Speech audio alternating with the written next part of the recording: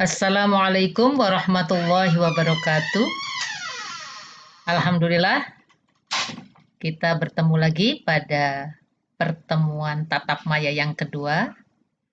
Pada pertemuan pertama kita sudah membahas tentang hakikat sintaksis, yaitu pengertian sintaksis, menyangkut pengertian kata, frasa, klausa, dan kalimat. Nah, pada pertemuan tatap maya yang kedua, saya akan memaparkan tentang kedudukan dan alat-alat sintaksis. Yang dimaksud dengan kedudukan sintaksis adalah keberadaan dan keterkaitan sintaksis di antara cabang ilmu bahasa yang lain, yaitu fonologi, morfologi, dan semantik. Pada abad ke-20, seiring dengan munculnya gagasan Bloomfield dalam bukunya Language, tata bahasa dianggap terdiri atas morfologi dan sintaksis. Dengan demikian, morfologi hanya merupakan bagian dari tata bahasa yang menangani bentuk dan atau struktur kata. Sedangkan sintaksis merupakan bagian dari tata bahasa yang menangani frasa, klausa, kalimat, dan wacana. Nah, secara hierarkis seperti ini, jadi yang terkait langsung dengan tata bahasa adalah morfologi dan sintaksis, karena menyangkut hubungan antara satu unsur dengan unsur yang lain. Jadi kalau morfologi, unsur satu dengan unsur yang lainnya itu membentuk sebuah kata, yaitu dalam hal ini morfem dengan morfem yang lain, sedangkan dalam sintaksis, satuan kata atau kata dengan kata atau satuan kata dengan satuan kata yang lain itu membentuk sebuah frasa, klausa, atau kalimat. Namun, bidang ilmu bahasa yang lain, yaitu fonologi dan semantik, masuk pada kajian ilmu bahasa. Sekarang kita bicarakan terkait dengan fonologi yang pernah kalian pelajari pada semester 1. Sesuai dengan bagan di atas, fonologi juga merupakan cabang ilmu bahasa yang mengkaji seluk-beluk bunyi bahasa. Jadi, fonologi ini mengacu pada bunyi bahasa yaitu fon dan fonem. Fonologi membicarakan bagaimana bunyi bahasa diciptakan, alat-alat ucap yang digunakan, bagaimana bunyi bahasa dapat sampai kepada telinga pendengarnya, dan bagaimana bunyi bahasa mengalami decoding sebagai pesan, dan bagaimana bunyi bahasa itu berfungsi membedakan makna. Oleh karena itu, fonologi kemudian dibedakan atas fonetik dan fonemik. Fonetik yang terdiri atas fonetik artikulatoris, akustik, dan fonetik auditoris, dikenal sebagai ilmu fon, dan fonemik dikenal sebagai ilmu fonem. Yang kedua adalah kajian cabang ilmu bahasa semantik yang bertugas membicarakan makna, baik makna leksikal maupun makna gramatikal. Makna leksikal ialah makna yang dimiliki oleh eleksem secara otonom. Misalnya makna leksikal kaca adalah benda yang bening, keras, dan mudah pecah.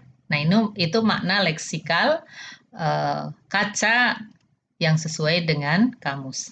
Sedangkan makna gramatikal adalah makna yang timbul atau terjadi sebagai akibat berbagai proses gramatikal, yaitu bertemunya satu bentuk dengan bentuk yang lain. Kalau dalam kajian struktur kata misalnya, mengambil dengan diambil tentunya makna gramatikalnya berbeda. Kalau dalam struktur frasa, misalnya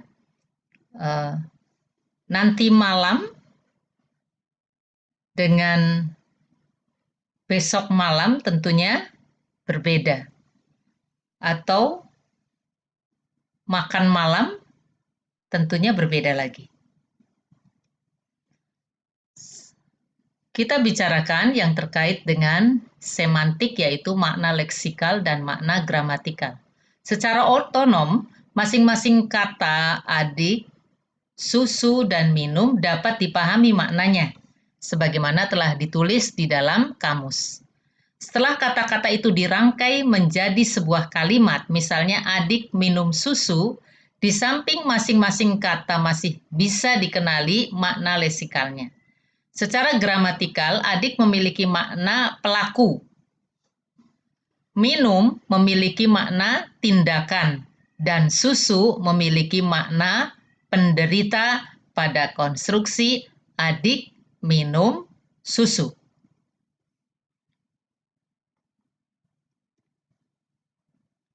Kata sepeda dan paman secara leksikal masing-masing memiliki makna sebagaimana tertulis di dalam kamus. Biasanya makna leksikal paman kan adik ibu atau adik ayah, begitu ya.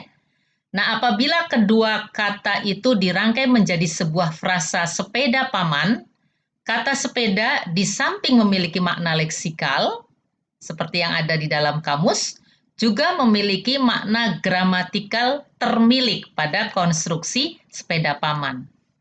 Termilik artinya itu adalah milik paman sepedanya. Dan kata paman juga memiliki makna gramatikal pemilik. Mudah-mudahan agak lebih jelas lah apa yang dimaksud dengan makna leksikal dan makna gramatikal. Sebagai cabang ilmu bahasa, morfologi mengkaji bentuk atau struktur kata. Satuan terkecil dalam kajian morfologi ialah morfem, dan satuan terbesarnya adalah kata. Morfologi mengkaji bagaimana kata-kata terbentuk. Dalam kajian sintaksis, kata menjadi satuan terkecil, sedangkan satuan terbesarnya ialah wacana. Sintaksis mengkaji bagaimana kata-kata berjalin dalam konstruksi yang lebih besar, yaitu dalam bentuk frasa, klausa, kalimat, dan wacana. Nah, berdasarkan hierarki kebahasaan, kajian antara morfologi dan sintaksis dapat dibedakan melalui bagan berikut ini. Sintaksis cakupannya sudah jelas ya, wacana, kalimat, klausa, dan frasa. Sedangkan morfologi mencakup kata dan morfem.